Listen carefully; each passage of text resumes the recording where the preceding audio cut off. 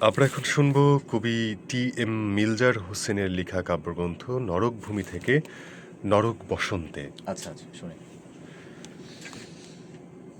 আমাদের দেখা হোক না হয় কোনো নরক বসন্তে, যেখানে কঙ্কাল হবে গুল্মবৃক্ষ, সব পিঁপড়ার কঙ্কালে হবে মাটির ভালোবাসা। পৃথিবীর সকল রসিক অধিবাসীরা হবে ব্যয়ী সুরেলা কোকিল। মানুষের আষ্টে পৃষ্ঠে জড়িয়ে থাকা প্যাচগুলো হবে কোমল শূন্যলতা, যার পাশ থেকে বয়ে যাবে একটা রামধনুর সেতু।